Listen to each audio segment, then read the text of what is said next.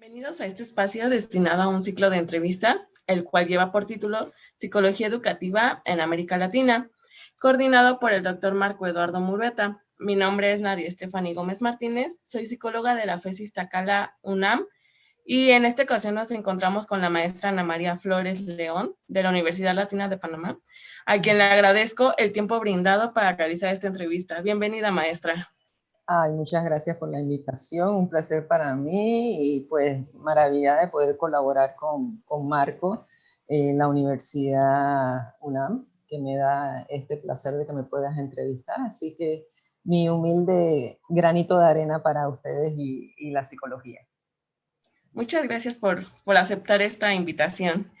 Bien, la maestra Ana María es licenciada en Psicología por la Universidad Católica Santa María, la Antigua, en Panamá, y maestra en Educación con énfasis en Didáctica por la Universidad Latinoamericana de Ciencias y Tecnología. Tiene una segunda maestría en Psicología Social por la Universidad Latina de Panamá. Fue coordinadora del Departamento Psicopedagógico del Instituto Albert Einstein, directora del Departamento Psicopedagógico Premedia y Media en el Colegio Real de Panamá, coordinadora de la Universidad de Panamá, coordinadora en la Escuela de Psicología de la Universidad Latina y secretaria ejecutiva del Comité Centroamericano y del Caribe de la Sociedad Interamericana de Psicología en 2019. Maestra Ana María, ¿cuál ha sido su experiencia personal como docente y como psicóloga a lo largo de esta pandemia? Bueno, mira, ha sido, creo que todos los hemos vivido este proceso, un choque fuerte para todo el mundo. Sabemos que en la educación, por lo menos aquí en Panamá, el ajuste o el salto de lo presencial a lo virtual ha sido muy lento. Entonces, con todo esto de la pandemia, hemos adelantado en algunos puntos 10 años de lo que se esperaba que fuera, íbamos a tener que esperar que hubiera este cambio de la presencialidad a la virtualidad. Las universidades sí han presionado para hacer este cambio, pero existe una cierta resistencia en su momento con los docentes. Ya está aquí, ya no podemos echar para atrás, entonces, en pocas palabras, o te subes o te bajas. Entonces, vemos un choque generacional porque es ese ajuste al cambio. Todo lo que es cambio nos cuesta. Entonces, es eso lo que nos está llevando a que poco a poco lo tenemos que ir a aceptar, independientemente que la pandemia continúe o volvamos a la presencialidad. Existen puntos que van a continuar y eso es lo que a la larga se pretende hacer, ¿no? Entonces, hay cosas que hay que valorar, muy importante dentro de este proceso de pandemia, ¿no?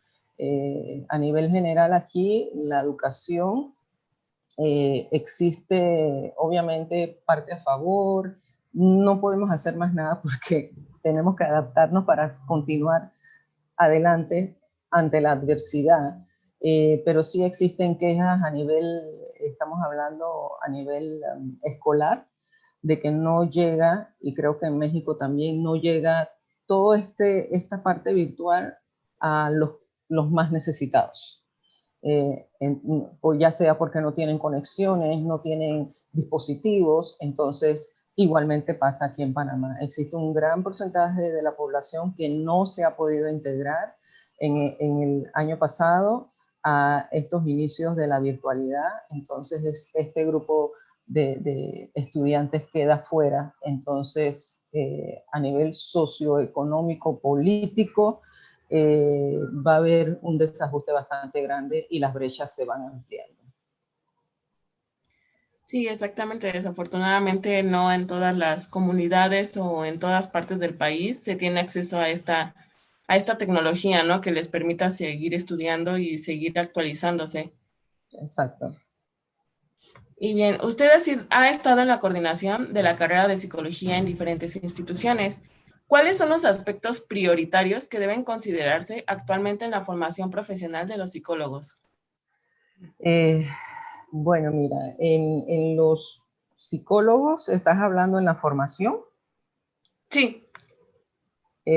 Bueno, mira, ahorita Uno de los aspectos que más veo que me dicen mis estudiantes es sobre todo en la parte de atención a las universidades privadas, es el detectar el perfil de ese futuro profesional de la psicología.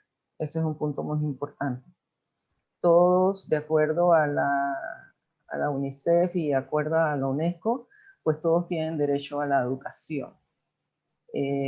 Entonces, sin embargo, existe un perfil del profesional de la psicología en función a la responsabilidad que tiene contra, al público, a lo que nos señala nuestra carrera en tratar con las personas, y es que si se detecta algo, poder trabajarlo y ver realmente si esta persona cumple con esos requisitos. Pero esto no se hace en su totalidad. ¿Me explico? Entonces, eso como primer punto del perfil del profesional de la psicología, lograr tener una evaluación consona, darle seguimiento. Es como a lo largo de la carrera llevar a cabo un desarrollo profesional personal, ¿ok? Entonces, eso es muy importante. Nosotros también somos seres humanos, nosotros también nos tenemos que atender y nosotros mismos a través de la carrera a veces negamos eso y no nos atendemos, porque nos lo dice el código de ética, el que tienes que atenderte, tienes que dar un seguimiento, tienes que descargar, tienes que ver tu proyecto de vida, porque somos personas normales y tenemos a cargo una profesión muy delicada y con mucha responsabilidad. Eso como mi primer punto. Segundo punto, esto es muy importante que los psicólogos, para mí siempre les señalo a mis estudiantes que ellos tienen la capacidad de generar su propio trabajo, porque tienes las herramientas. Sin embargo, en el trayecto de tu proceso de estudios, tienes que aprovechar todo lo que se te ofrece. Ejemplo, mira, tenemos una fundación que necesita que se trabaje con los padres en una capacitación para manejar las emociones y todo lo demás. O sea, ir generando de manera prosocial, lograr actividades que te hagan enriquecer en la medida que tú vas evolucionando en la carrera. Y eso te da posibilidades a ti más adelante, como futuro profesional, que puedas adquirir una posición, que puedas ganar una beca por generar todas esas, no es solamente sentarte en tu puesto en la universidad, sino es hacer trabajos colaborativos, participar en otras actividades que se hacen de manera privada y se hacen de manera pública, que te genera a ti una serie de capacidades y habilidades que te ayuden en el futuro. Eso como creo que ya perdí. Tú ve contando y yo voy siguiendo. Otro aspecto importante es la actualización de los planes de estudio. No van a la velocidad de cómo van cambiando, y eso es para todas las carreras en la actualidad. 4, la capacidad de también en algunas universidades sí, pero en otras no, y eso también hay que verlo, es en la cantidad de horas prácticas, ¿ya? También poder ampliar la gama de las posibilidades de diferentes especialidades en los estudiantes, que ellos puedan tener la idea en el trayecto de qué es lo que hace cada área. O sea, cuando se gradúan de psicólogos generales, piensan que la universidad les va a dar todo. No, no les va a dar todo, les va a dar lo básico, pero tú tienes que ir buscando otras cosas adicionales. Ejemplo, algo que se hizo a solicitud de las inquietudes de los estudiantes, como una feria propia dentro de la psicología, donde están los grupos de especialistas y tú te vas acercando hacia ellos, buscando cuáles son las materias, qué es lo que voy a hacer en esa especialidad. Entonces, ver la posibilidad de que el estudiante ya en el trayecto vaya guiando su ruta a dónde quiero coger la especialidad. Eh, Otro punto importante también es esto, lo que es la internacionalización, es lo que nos ha permitido todo esto de la pandemia. Estamos aquí, tú me estás entrevistando a mí, poder hacer trabajos colaborativos con otras universidades, con mis estudiantes, poder compartir, y eso se ha logrado a nivel profesional y a nivel estudiantil. Eso para mí es muy provechoso y los estudiantes lo han apreciado porque les ha permitido también, oye, ¿cómo están en Panamá? ¿Cómo están en Chile? ¿Cómo están en Ecuador? Y en muchas ocasiones ustedes tienen los mismos intereses y las mismas preocupaciones. Entonces es bueno que aquellos que nos lideran, ya sea a nivel gremial o a nivel académico o a nivel de especialidad, se unan para poder dar guías, hacer trabajos en conjunto para poder seguir creciendo a nivel, vamos a decirlo así, latinoamericano, porque europeo, Estados Unidos tiene su punto, pero nosotros sí necesitamos como fortalecer esa parte. Y algo que es sumamente importante es el código de ética o el código deontológico. Es una de las grandes crisis, es una de las grandes preocupaciones de todos los profesionales, especialmente, especialmente ahora en que esto, está la telepsicología, eh, cuáles son los puntos que debo cubrir, qué es lo que debo realizar. Si presencial había que tener cuidado, ahora hay que tener mucho más cuidado. Entonces creo que esos son, tratando de recoger lo más puntual con respecto al proceso de formación del profesional de la psicología. Ok, muchas gracias. ¿Cuáles han sido las problemáticas más importantes en la planeación y dirección de la formación profesional en los psicólogos? ¿Cuál ha sido? Uy. Bueno, mira, en esto puedo señalar parte administrativa, porque nosotros no dependemos solamente en sí de la escuela de psicología o la licenciatura, sino que existe una parte administrativa que a veces esa comunicación entre la academia y la administración es lo que eh, no permite que se avance como uno quiera, o no se logra tener una comunicación más abierta, más flexible. Entonces eso es dificultoso. Por lo demás, bueno, también trabajar, y es una situación que, bueno, creo que más adelante me lo vas a preguntar, pero es el tipo de generación que está entrando ahora a las universidades. A veces pienso que es una extensión del bachillerato. ¿Por qué? Porque no llegas a cumplir el proceso que nos dice Erickson del desarrollo del individuo, tener autoconfianza, tener autonomía, tomar decisiones, sino que se extiende este proceso de apego de los padres e hijos que no dejan que el chico avance. Entonces, y también hay situaciones en que, pues obviamente sí se tienen que hacer presentes porque, pues son las personas que pagan, ¿no? Pero entendamos que cuando tú vas a la universidad, en su mayoría tienes cuentas con eh, una cédula de identidad que te hace adulto, pero adulto por una situación de derecho, pero realmente hay que ver qué tanto realmente eres un adulto, ¿no? Entonces, esa parte sí ha sido más dificultosa en este tiempo. Eh, y hay otros puntos que más adelante los podemos ir viendo. Pero eso en aspectos administrativos y el proceso también de ingreso de los estudiantes, que como te dije hace un rato, que es como ir a lo continuo trabajando con los estudiantes en su proceso de desarrollo profesional y personal.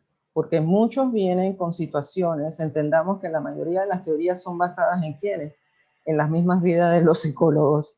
Entonces, Sí, exactamente. asimismo, cada uno tiene su historia, pero hay que tener mucho cuidado porque tú tienes que sanar, tienes que verte a ti mismo antes de atender a otras personas.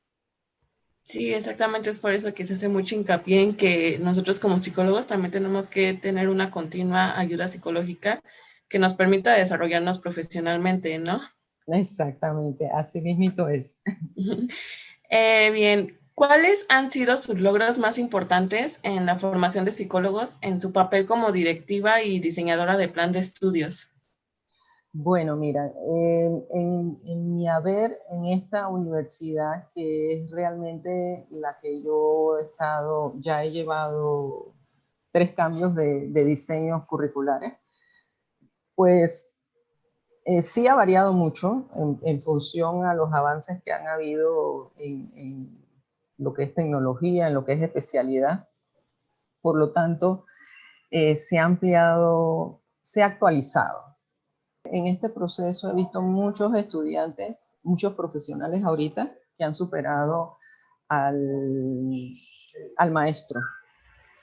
Hay otros que se han quedado y que todavía le falta como una ruta para su desarrollo.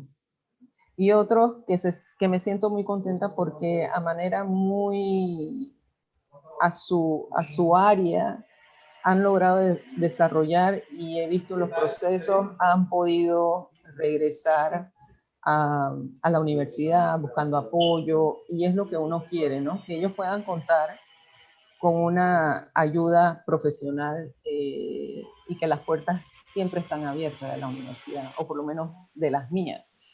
Y pues los docentes saben, o sea, cambiar el plan de un plan totalmente vertical, de que el docente está allá y yo estoy acá, y tú como estudiante estás acá, a horizontal. Los dos tenemos capacidades, yo tengo experiencia, pero podemos enriquecer y podemos crecer muchísimo más. ¿Qué es lo que se está viendo y funciona mucho más porque existe mucha creatividad en los chicos y pues ya no es como antes. Antes pues usualmente los que iban a la universidad eran solamente los estudiantes que salían de bachillerato. Pero en la actualidad tú puedes tener 60, puedes entrar a cualquier edad y te lo vas a encontrar de esa manera, ¿no? Entonces esto ha cambiado bastante ese punto y uno se va ajustando. Entonces, estos cambios en el currículo han ayudado como a mejorar, a apoyar más las habilidades de los estudiantes, ¿no? Sí, mucho, mucho más, exactamente. Como docente de la carrera de psicología, ¿cuáles han sido los principales problemas que se le han presentado? Bueno, principales problemas a veces es encontrar, por lo menos en el área docente, eh, la especialidad que corresponde, ¿ya? Ejemplo, yo no sé, allá tú me dirás, nosotros no tenemos acá especialistas en psicometría, ¿ok? En México creo que hay y en otros países también hay, aquí no hay eso. Entonces, sin embargo, se trabaja en función a la experiencia que tú tienes. Es como decirte, en su momento, yo entré en psicometría porque yo manejaba muchas pruebas en la escuela, en los diferentes gabinetes psicopedagógicos o psicoeducativos que trabajé, y al recibir a los estudiantes venían con muchas deficiencias porque no conocían las pruebas mínimas para poder trabajar. Entonces, y aquí, cuando tú sales de licenciatura en psicología, tú tienes que tener más o menos una apertura en donde tú puedas poder trabajar o en industrial, o en organizacional, o en educativa. Clínica no, porque es más difícil y pues ya necesitas una preparación muy puntual. Entonces en eso había que tener mucho cuidado, ¿ok? Entonces eso ha sido, ahora con el tiempo se están abriendo más especialidades, Pero también está el otro punto de las carreras de especialidad y la licenciatura de manera virtual. En algunos países, sobre todo lo que es especialidad es permitido, pero aquí en Panamá eso todavía no es permitido. Ahora, por una situación de emergencia y que se sale de nuestra mano, entonces ahorita estamos de manera a distancia. Sin embargo, en la medida que volvamos a nuestro ritmo, eso se va a tener que cambiar y hay que conversarlo con aquellos que tengan la idoneidad, con la academia y todo lo demás, y por las organizaciones internacionales que te señalan de que todos tienen derecho a estudiar. Entonces, ese es un punto muy importante y ahorita es un punto arduo porque obviamente existen aspectos dentro de la especialidad o dentro de la misma carrera que no se pueden cambiar. No se pueden, existe la duda eh, qué tan fiable y válido es, ejemplo, que des un estudio de casos y que no puedas ir al psiquiátrico o al Instituto de Salud Mental. Entonces, todas esas cosas no es lo mismo, es como nada va a reemplazar la relación que tiene un individuo con otro afectivo. Y es lo que hemos tenido que aprender a aguantarnos y aún así porque no podemos abrazar por el asunto del COVID y todo eso, cómo manejamos es un ejemplo, ¿no? Pero es un punto muy importante en lo que es, esa es la parte más difícil de avanzar con los cambios y que se hagan los estudios y las valoraciones que no demoren tanto, porque no va a ser ahorita, sino que eso va a ser constante, constante. Así que eso ha sido bastante difícil. A veces, pues, trabajar son muchas actividades que tienes que hacer y en algunas universidades tú tienes un equipo, pero hay veces que el equipo eres tú solamente. Entonces, pues eres de todo, eres multitaki, le dicen, ¿no? Y tienes que hacer esto y tienes que hacer lo otro. Y a veces también el tipo de liderazgo que tenga la coordinación, ¿ya? Entonces, esto también, siempre va a haber mucho trabajo, menos gente que lo pueda hacer, pero va a tener que depender mucho de la parte de liderazgo, de obviamente el que dirige. Y valga señalar que cuando hablamos de liderazgo, no es que el líder en este caso, o el coordinador, hablando de un líder positivo, es que yo siempre tengo que estar, sino que poder contar con otras personas que, aunque tú no estés, ya saben lo que tienen que hacer y pueden generar su parte creativa, puede existir una comunicación más abierta y que permita crecer a todos. ¿Okay? Mi política es de estos puestos no son para toda la vida. Tienes que evolucionar, tienes que dejar que venga otra generación, puedes ser mentor, puedes ser tutor, pero tú das las líneas, pero tienes que pasar. Podemos decir igual muchos gobiernos, pero es necesario, ¿ya? O lo haces muy bien o es que nadie quiere tomar responsabilidades. Entonces, eso también no es bueno. Ok, y en cuanto, por ejemplo, esto que mencionaba de las especializaciones que no se han podido llevar a distancia, ¿cree que en algún futuro pueda desarrollarse alguna planeación que lo permita? Como te dije, eso va a depender, cada país tiene sus políticas en cuanto a academia y en cuanto a la parte operativa de práctica, o sea, los que te dan la idoneidad y que se tiene, y hay otro punto importante que tiene que ver el Ministerio de Educación con los procesos de acreditación de las universidades. Y eso es como que yo te diga, se abren las carreras, pero no existe una conexión entre lo que necesita mi país y lo que se está dando en las universidades. ¿Me explico? Sí. Entonces, eso es sumamente importante.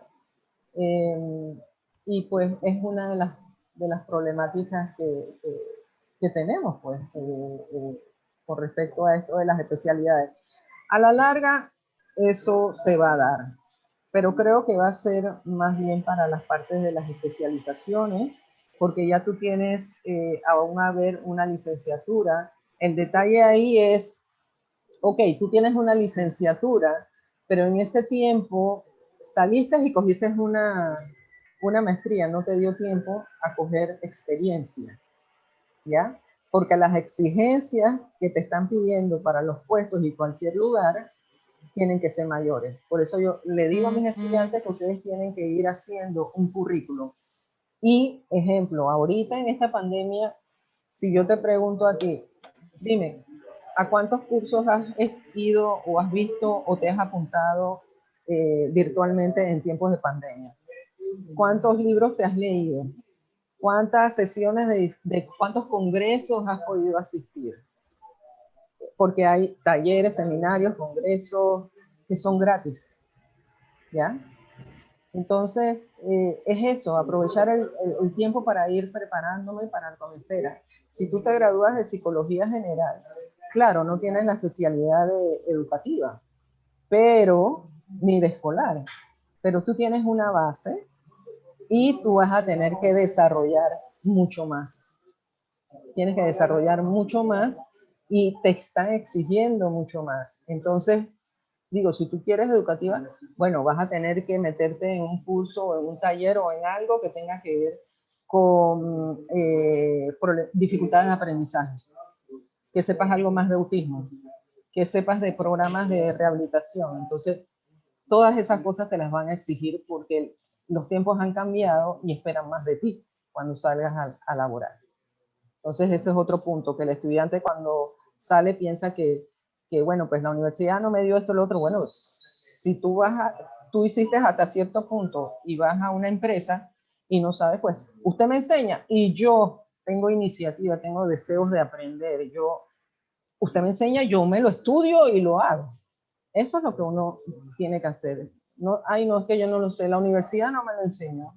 Entonces, todo va a depender de tu ánimo, de realmente la profesión que tú vayas a escoger en tu vida. Es aquella que aunque no te paguen, tú lo vas a hacer. Que aunque tú estés en tiempo libre y a ti te dice, oye, mira, yo necesito una charla para la comunidad, con mucho gusto yo te la hago. Porque tú no sabes si en ese momento alguien ve lo que tú estás haciendo y te hace una propuesta mayor. Oye, no, mira, tú puedes llamar a esta muchacha y tal cosa. Y tú vas creciendo como profesional y estás dándote a conocer. Que es otro punto que se me olvidó. Enseñar a los profesionales de la psicología en el proceso de crecimiento y desarrollo personal profesional a cómo ellos se pueden vender en el término de profesional, ser emprendedor, que es una de las fallas que tienen, porque salen y no saben cuánto voy a cobrar por una capacitación, cuánto esto es esto y lo otro. Entonces tenemos que tener una idea y por eso digo, esta profesión tiene todos los recursos y herramientas para que tú puedas generar tú mismo tu propio empleo. Continuamos. Sí. ¿Cuáles considera que han sido sus principales logros como docente de la carrera de psicología? Bueno, mira, mis logros han sido muchos. He visto cómo ha crecido la carrera, he visto cómo han crecido mis estudiantes, cómo han entrado nuevos profesionales con nuevas ideas, con nuevos, ¿cómo te digo? Bueno, más que todo, nuevas ideas y que pues las hemos ido logrando ajustar y se han podido realizar. Estudiantes también han tenido proyectos muy hermosos. Eh, bueno, algunos sí hay que empujarlos un poquito más, pero en general siento que he visto cómo ha crecido la carrera, cómo han crecido mis estudiantes, Cómo han crecido las especialidades donde estoy. Antes solamente habían 2 o 3, ya vamos por la quinta, esperando una sexta que se abra. Entonces, también ampliar la gama de especializaciones para los estudiantes. Y como docente, pues, cuando yo empecé, yo era muy, muy formal, muy, muy estricta, muy, muy estricta. Así que en una actividad que nosotros teníamos, me dieron el diploma de la profesora más estricta. Así que eso fue un logro muy bueno.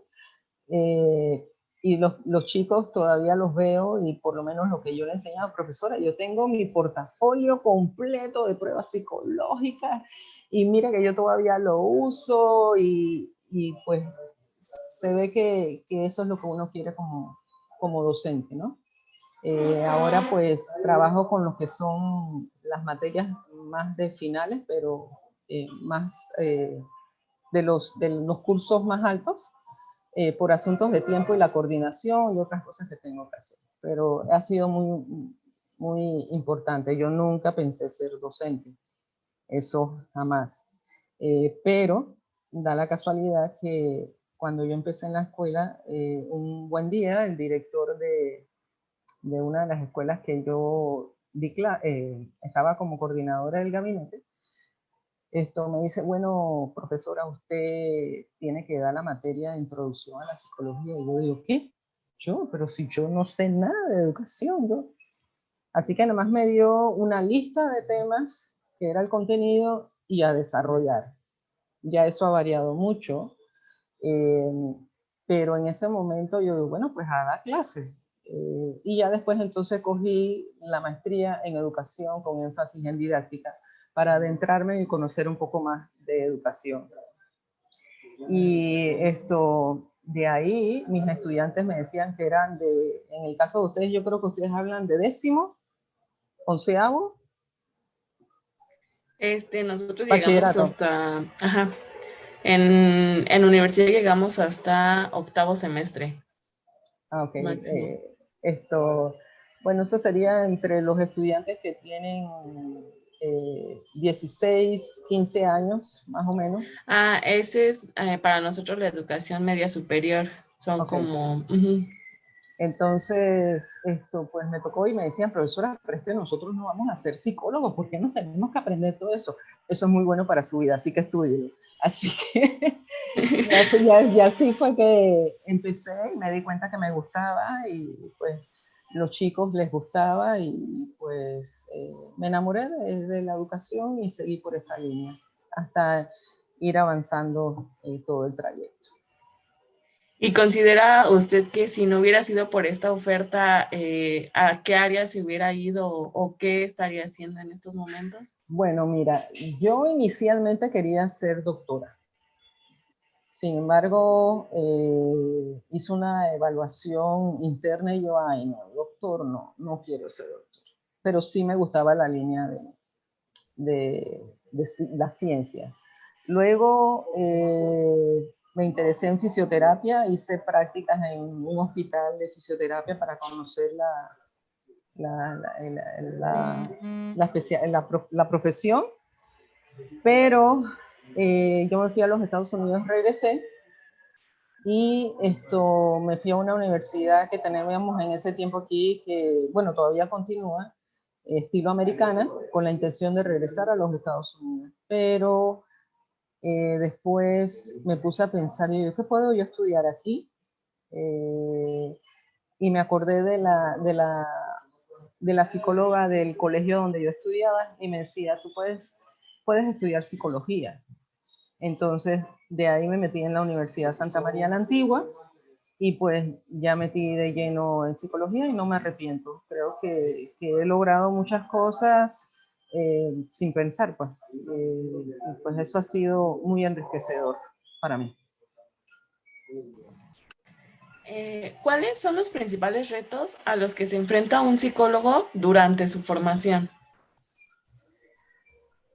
Bueno, creo que los retos que ellos se enfrentan es la rutina, la perseverancia,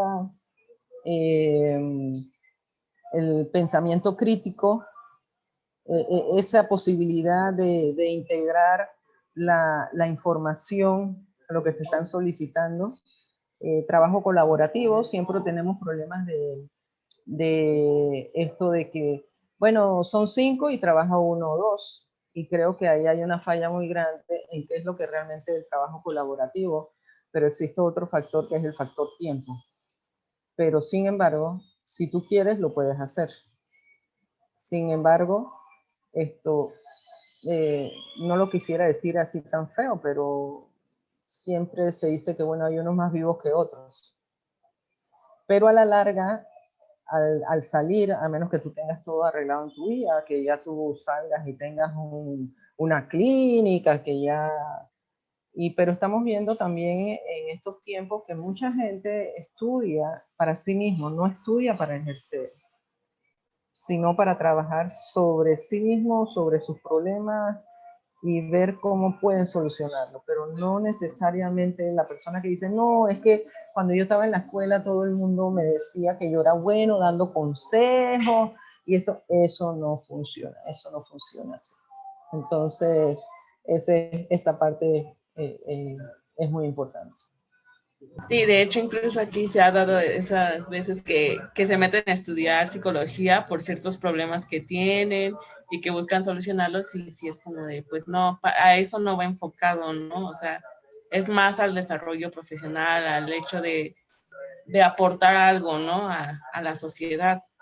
Y no es, eso no es que tú des consejos, es colaborar de la mano con ese paciente para que logre su toma de decisiones.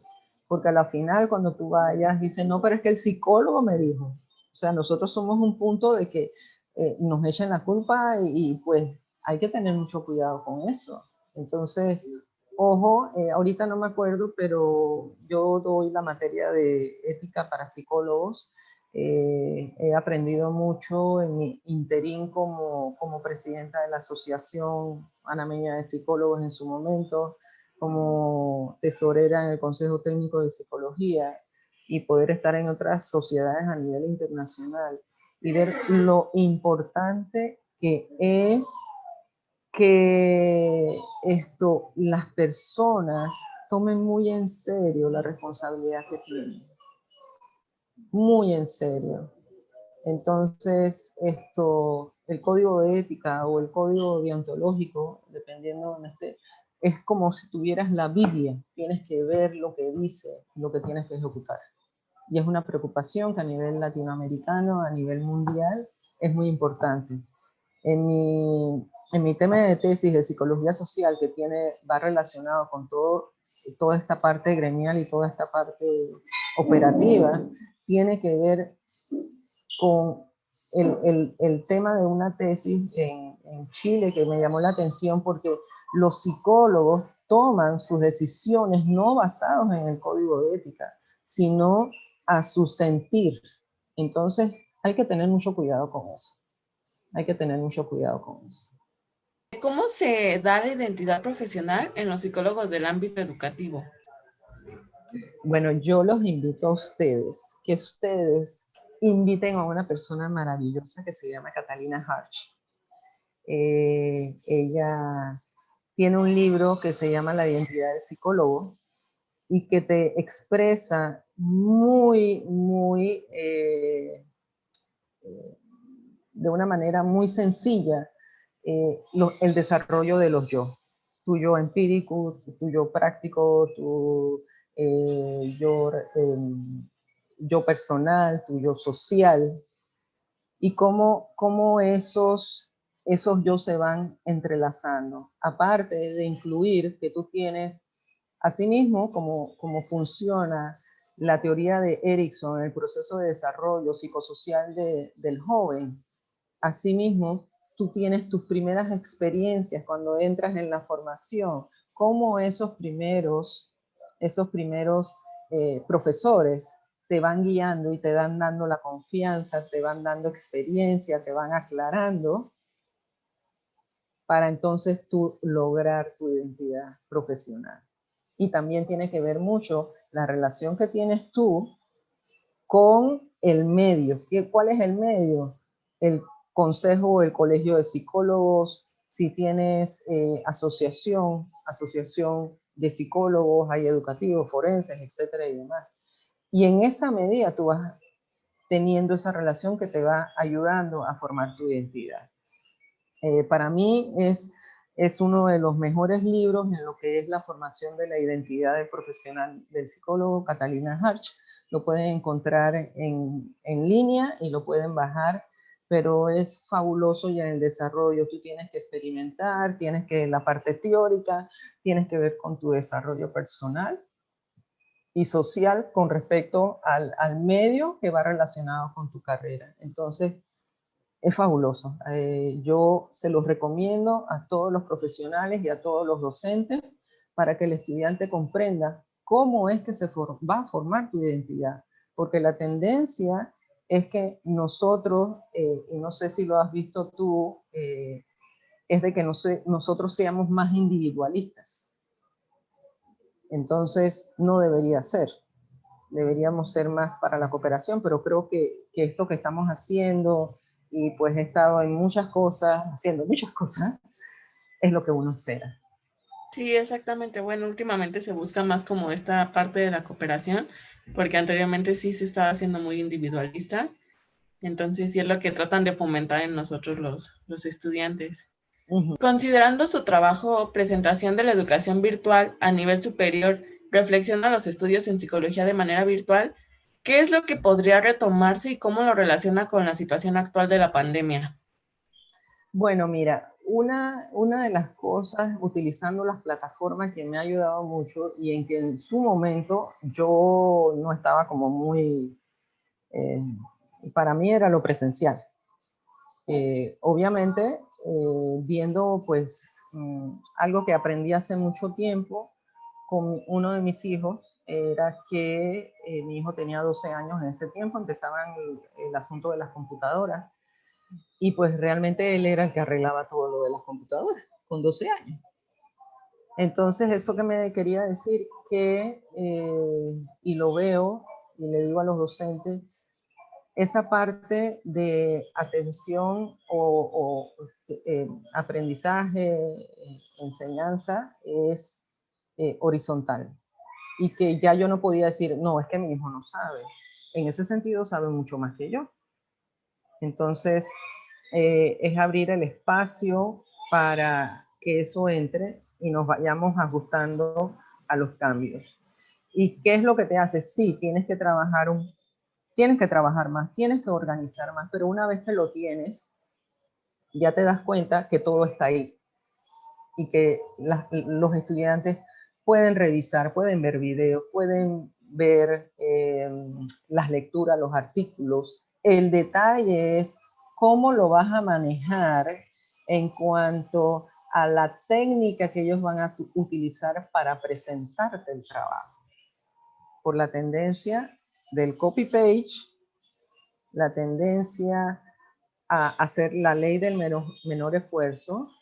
Y aquí en esta carrera es sumamente, ante los cambios y ajustes de lo que es investigación en el área de salud, en que tú tienes que tener ciertos patrones para hacer artículos científicos y que sean valideros.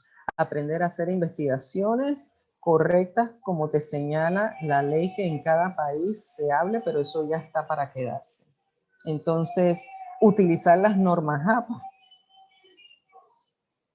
Entonces, a mí me encanta, por lo menos ustedes tienen un proceso que no sé si continúa, pero cuando las veces que yo iba a México, por lo menos cuando presentaban a sus autores decían investigador 1, investigador 2, investigador 3. Entonces quiere decir que tienen una secuencia de que cada vez te vas preparando más y más y más para cumplir con todo este proceso. Entonces, creo que en ese aspecto es sumamente importante todo lo que estamos conversando aquí. Me encanta. Sí, qué bueno que le guste esta temática que se está abordando.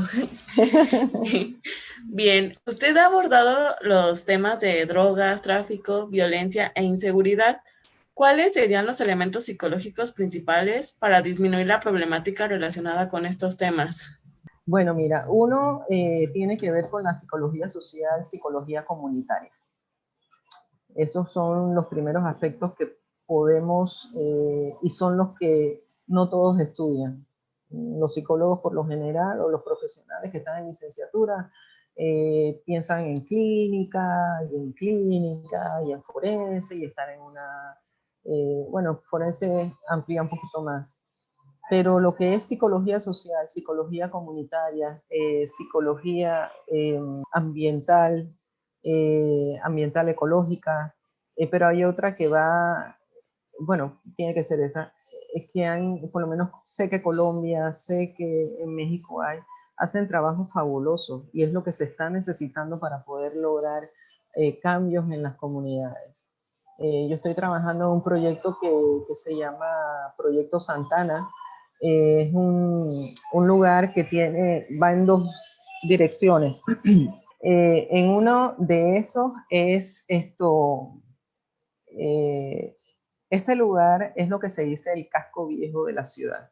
Por lo tanto, es un lugar histórico de mucha historia, pues valga la redundancia. Y en su momento era como la parte de colonial en donde había muchas riquezas, mucho movimiento social, etcétera, pero bueno, eso decayó y asimismo a través del tiempo decayó y pues hay partes que son de patrimonio histórico, pero que realmente esto no avanza la gente. Existe una gran cantidad de población que trabaja de manera informal. Lo que son las viviendas prácticamente los están desalojando y hay mucho asunto de droga, bueno, todo lo que implica riesgo social. Entonces, a raíz de la pandemia, pues ellos solicitaron un apoyo comunitario para poder ayudarlos a ellos de una forma masificada, pues que pudiera llegar a más gente y poder detectar de una forma u otra aquellos que tenían alguna situación especial para entonces poder remitirlos a una atención individual. Entonces, en esos aspectos es que se realizó esta actividad, obviamente se tuvo que hacer de manera virtual por asuntos de seguridad y estábamos casi más o menos como a 3 meses de la pandemia y que ya estábamos encerrados.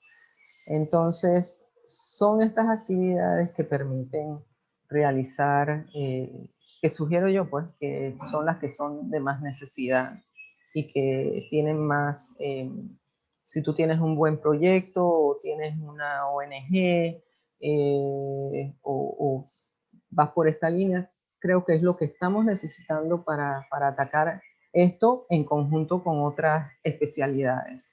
Eso es muy importante también. Es como cuando tú estás viendo un caso clínico, está el psiquiatra, está la enfermera tal, está el psicólogo clínico, el neuropsicólogo, así mismo.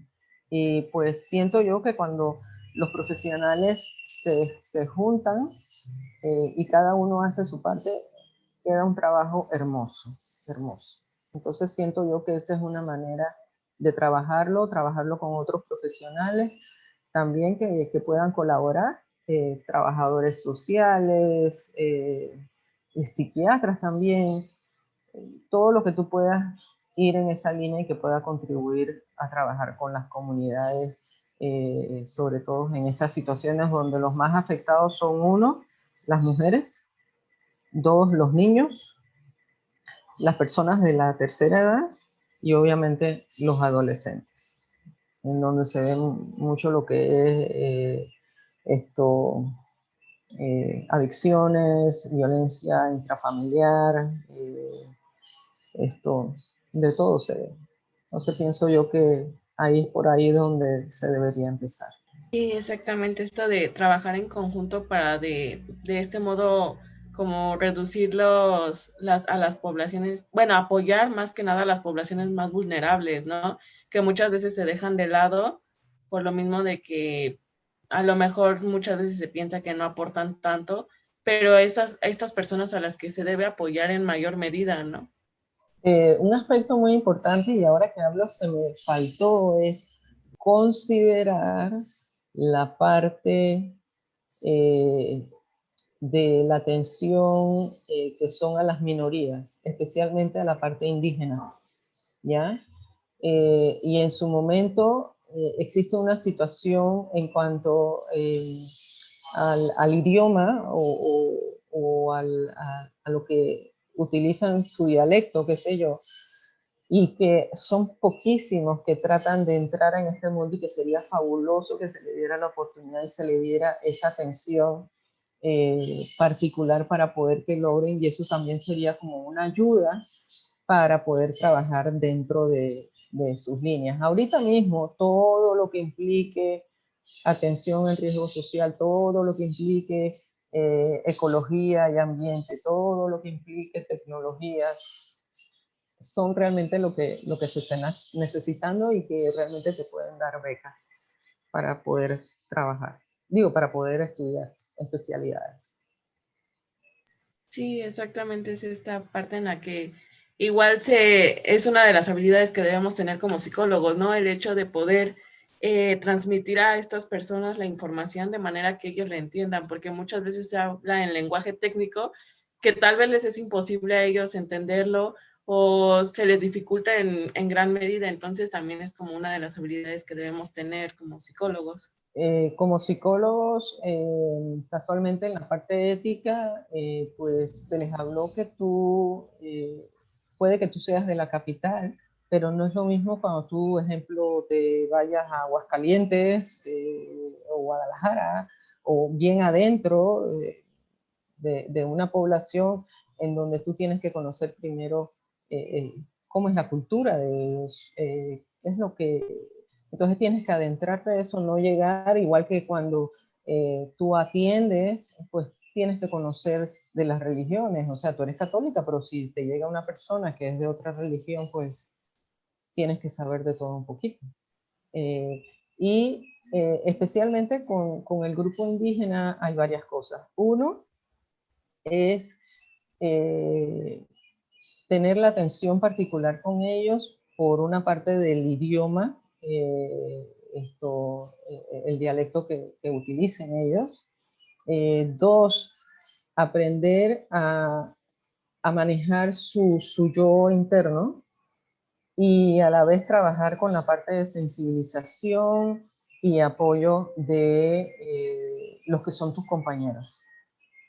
Porque aunque queramos o no, nosotros también somos personas y a veces fallamos como futuros profesionales en comprender la necesidad del otro y contribuir.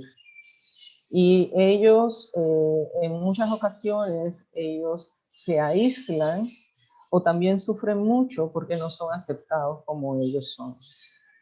O inclusive poder enamorarse de una de otra que no sea de su cultura y sufrir por el temor al rechazo por ambas partes, por su familia porque no se lo permiten o por la persona con quien está enamorada.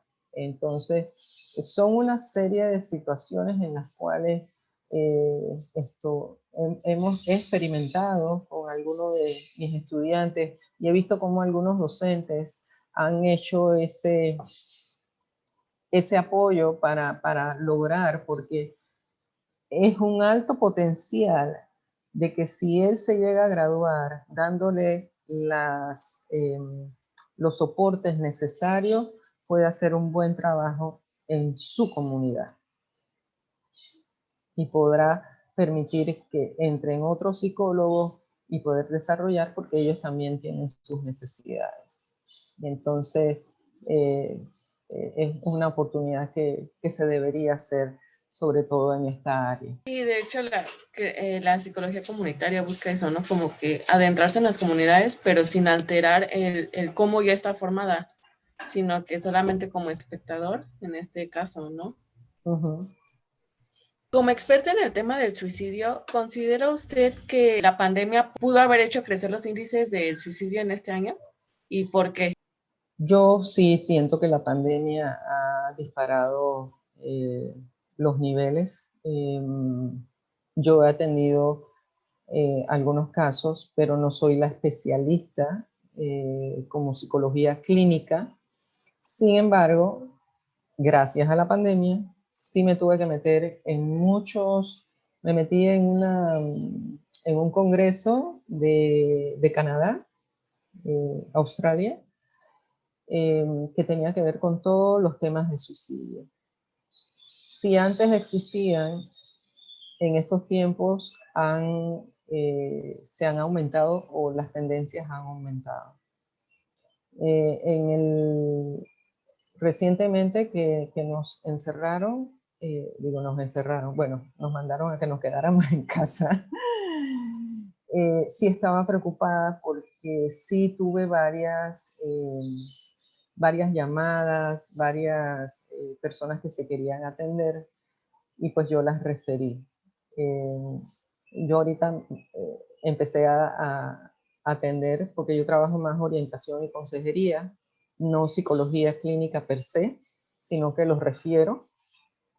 Eh, y pues sí vi el aumento de la gente, ansiedad, depresión, y en personas de adolescentes, personas de la tercera edad, hay una situación que puede que en algunos lugares lo puedas hacer virtual, pero en otros lugares las personas mayores necesitan esa atención personalizada.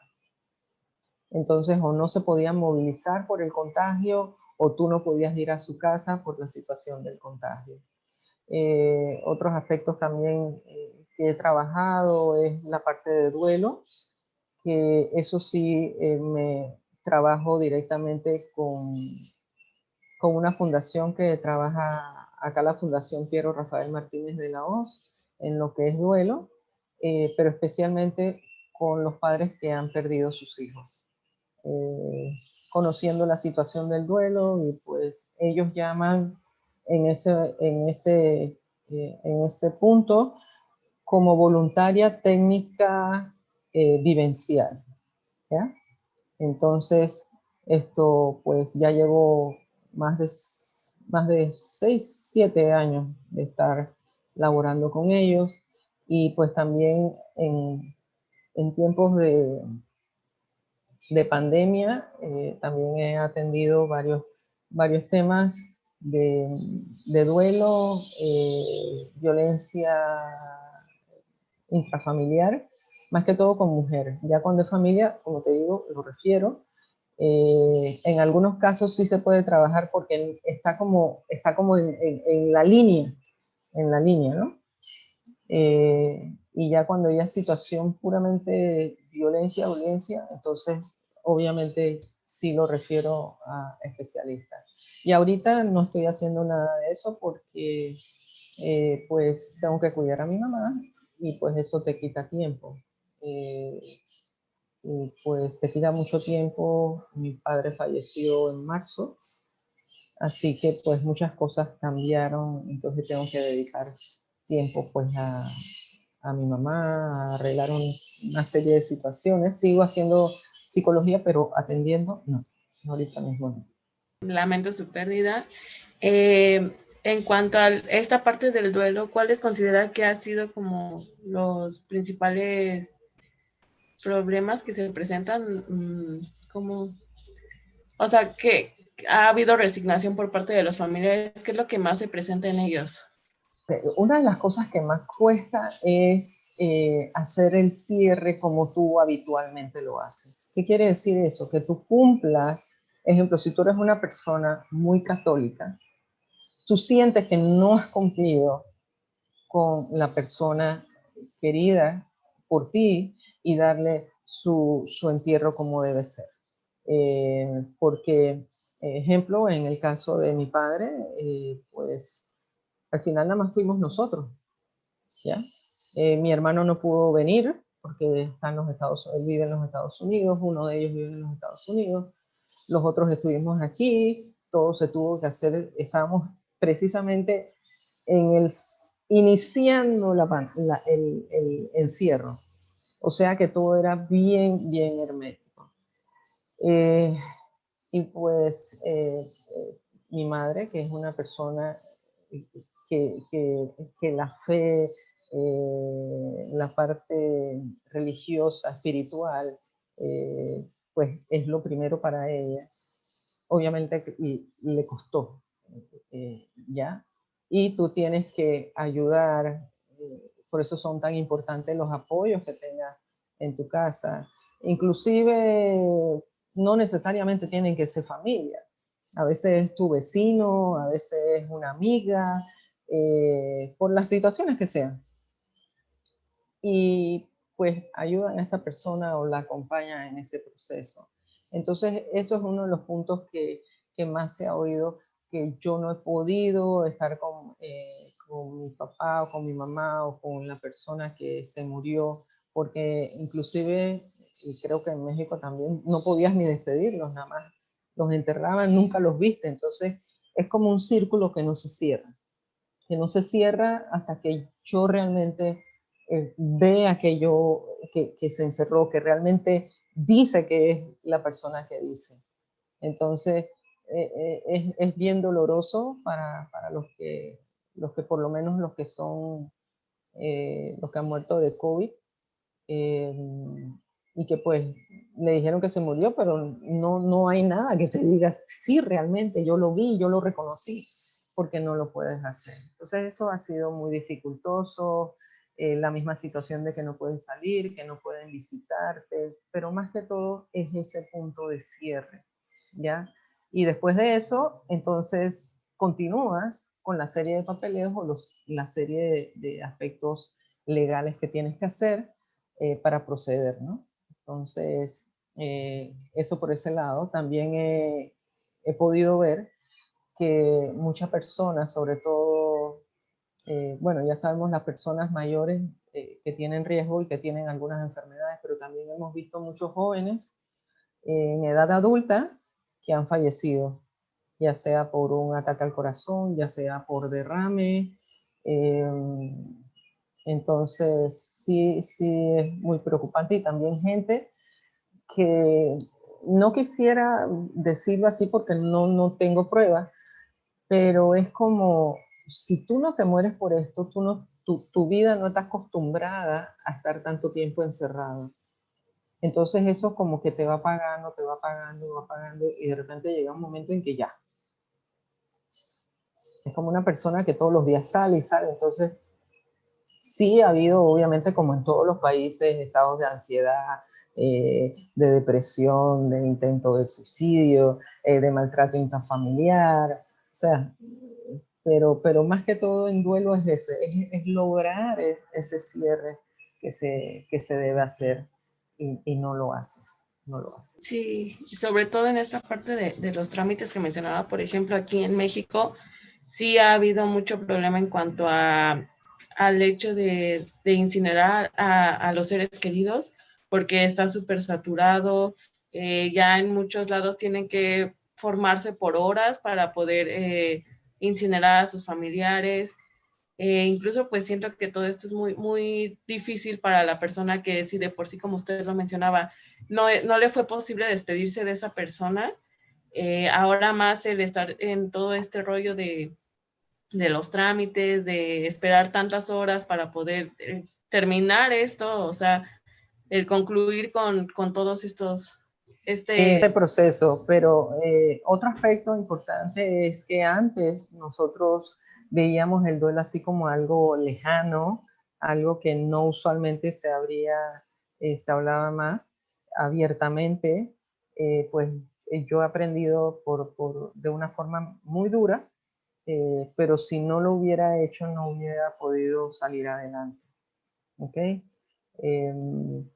Y es que los psicólogos, así sea que sea psicólogo general, tienen que estudiar, tienen que ver cómo se trabaja uno, más o menos tener una idea del duelo y sus procesos, y la otra es la intervención en crisis.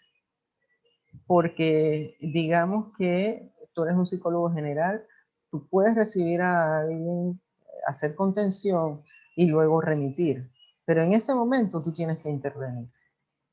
Entonces es algo muy importante y que, ejemplo, si yo lo pongo del punto de vista de ustedes, el trabajo que se hizo cuando hubo el último terremoto fue fabuloso. Cómo se unieron, cómo hicieron la parte de cooperativas, esa es una intervención en crisis. De repente en otros lugares que existe los derrumbes, ahora que hay una serie de situaciones de lluvias y todo lo que sucede. Nosotros mismos en las tierras altas de nosotros, que sigue lloviendo y lloviendo y que se lleva un poco de cosas, entonces, y son personas que tú nada más vas a ver una vez, no las vas a ver más. Entonces, son dos aspectos también muy importantes que todo futuro profesional debe tener una idea de estos dos puntos. Durante esta pandemia, ¿cuáles considera que son los principales desafíos a los que nos enfrentamos los psicólogos? Los principales retos. Ajá. Bueno, mira, con esta pandemia uno, el trabajo con telepsicología, ¿ya? Dos, código de ética. En el área de investigación, obviamente cumplir con los detalles del comité de bioética, ¿ya? Esto, conocer más de estas áreas, como te digo yo, ejemplo, el duelo, intervención en crisis, conocer más de dificultades del aprendizaje, esto, no quiero que lo tomen a mal, pero ver cómo funciona la parte neurológica, que ahora se ha desarrollado muchísimo más. O sea, indagar y lanzarse a conocer un poco más. Puede que no sea el área de mi especialidad, pero sí lo necesito porque cuando yo vaya a buscar, vaya a trabajar, yo tengo que tener un currículum. Yo tengo que saber, como lo que te dije al inicio, yo tengo que ir haciendo en el trayecto de mi carrera mi formación. Ya no es que tú esperas graduarte para entonces, no, desde ya tú lo puedes hacer. Inclusive, vuelvo y les digo, tú puedes solicitar una beca y no necesariamente sea por tu índice académico, sino por tu parte humanística, por tu parte de hacer más por la comunidad, más porque eso es lo que nos atrae a esta carrera. Entonces, es muy, muy importante esa parte. ¿Le gustaría agregar algo más a esta entrevista? Ya nos vamos, ya terminamos, no puede ser, no me hagas eso. No.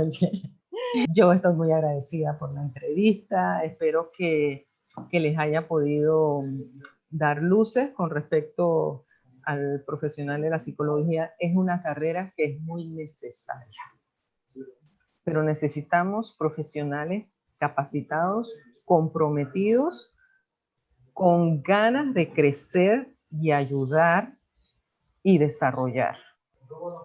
Así que eso es lo que yo les añadiría. También sería bueno de que pudieran, con esa identidad del psicólogo, poder contactar a Catalina Harch, o por lo menos leer el libro y hacer una discusión en lo que es la identidad para el psicólogo, porque es muy bien explicado y como ella hace mención de la teoría de Erickson, y la relación del crecimiento, así mismo como sucede en nuestro desarrollo psicosocial para la formación de nuestra identidad profesional. Así que eso es lo que te puedo decir. Muy agradecida a ti y a todos, a Nadia, al doctor Carlos, a ti pues, por esta oportunidad que me dan. Así que muy agradecida. Bueno, finalmente, maestra Ana María Flores León, reitero mi agradecimiento por el tiempo brindado, cuyas respuestas han sido muy elocuentes y son muy interesantes, y espero que también lo sea para quienes vean este video.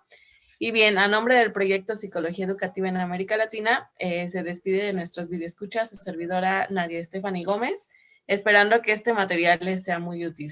Hasta luego. Hasta luego, chao. Muchas gracias. A ti, Nadia.